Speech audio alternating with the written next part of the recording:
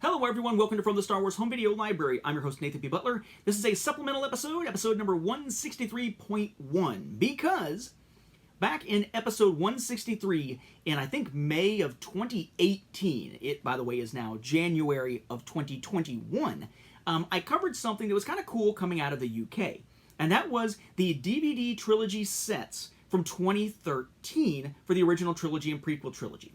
The reason that was a big deal was that in the US, we got trilogy sets in 2013 also, except ours were DVD Blu-ray combo packs, which were a big deal because it was the first time we saw that kind of combo pack for either of those trilogies, but also the first time that the 2011 cuts of the films that had previously been available only on Blu-ray were put onto DVD at all. We'd see them reissued later on as well. But in the US, we never really got DVD sets of those 2011 cuts on DVD. We got the 2004 cuts as trilogy sets, but not 2011, at least not by themselves on DVD ever. It was individual, or it was trilogy combo packs. That was our only options.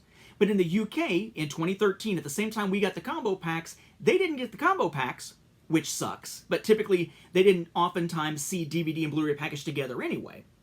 They actually got trilogy sets of DVDs of the 2011 cuts. Yep, something we just didn't see over here. So we took a look at those in episode 163 back in 2018, and they were in sort of standard cases with the 3 discs and their inserts inside. Woo, how cool. But for years, it seems as though one thing about these releases flew under our radars. My radar, and apparently that of many of the people over on the Star Wars Home Video Facebook group. Because when Jeff Rabjohns, same guy who spotted the not-for-resale black border interior art Rise of Skywalker featured on an episode recently, he ran across something on eBay that kind of shocked him, and many of the rest of us, which was the idea that those releases actually had slipcovers when originally released in the UK in 2013. In all the years since, within that fandom community, we hadn't really seen that. Apparently, finding them with the slipcovers is incredibly rare, such that most of the members of the community didn't believe slipcovers had ever existed for them and were shocked to find out that they were. I have to assume there were people in that community who owned them with the slipcovers, who maybe bought them originally, but maybe they just never really spoke up about them when conversation turned to these releases? I don't know. It was kind of weird and kind of came as a surprise to many of us. So what I want to show you in this episode real fast are the slipcovers to the releases previously covered in episode 163. For details on the contents and the interior cases, see episode 163. The case design is similar across trilogies. We actually saw one of these with a slipcover coming from, I think, Italy at one point, and initially I thought that was odd that Italy got slipcovers and the UK did not. Turns out that, yes, the UK did, they're just hard to find now. So we have Yoda there, same art as the US combo pack, just taller. Not him taller, of course, but the art taller. Poor Yoda. Poor me! I'm short. Star Wars, names of the films with the Roman numerals behind them. Then we have the ratings down here. The spine side that opens, once you take the slipcover off, it's going to have your Lucasfilm, 20th Century Fox Home Entertainment, and DVD with a little hole, but that's it. The other spine, Lucasfilm, 20th Century Fox Home Entertainment, Star Wars, names of the films, with the Roman numerals behind them, very faint, ratings and product number down there. Product number, ratings, and DVD down there. Okay, there's your Roman numerals, if you can just barely see them there, behind the titles. Okay, the back, share the epic adventure. Information about the trilogy.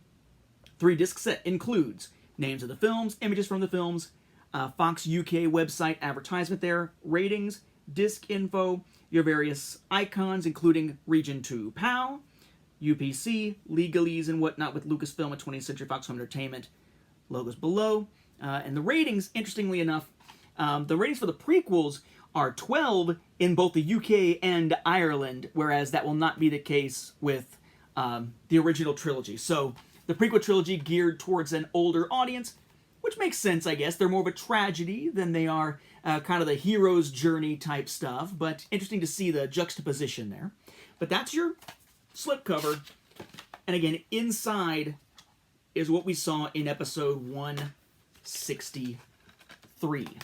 Those disc labels that, because of the ratings being required on them, are a little more busy looking than the US versions. Not that it would matter, because unless you have a multi-region DVD player, you're not watching Region 2 PAL in the US anyway, and this is geared mostly towards US collectors.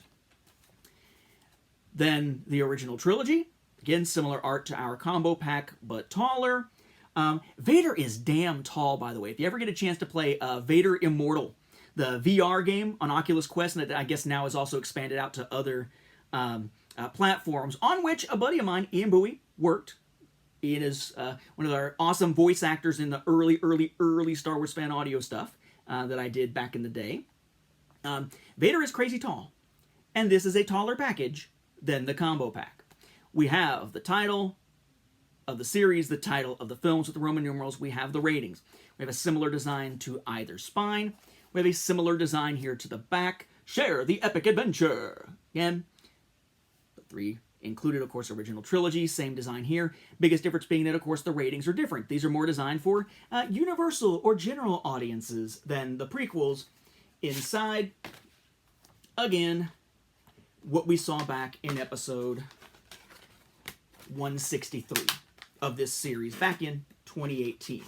So, yes, there is a slipcover to these, which boggles my mind, because I had never seen these with slipcovers until Jeff ran into them. I managed to get himself a set and me a set of these. So if you are collecting the ones out of the UK, yeah, I mean, you could do like I did and just have them without the slipcovers, but in essence, that is now that we know, it's kind of an incomplete package, because yes, slipcovers do exist for both of them that were apparently only on early runs, as we see in the US as well, back in 2013. With that, we'll wrap up this episode, this supplemental episode that is only barely shorter than the original episode. Thank you for watching, and may the Force be with the home video viewers.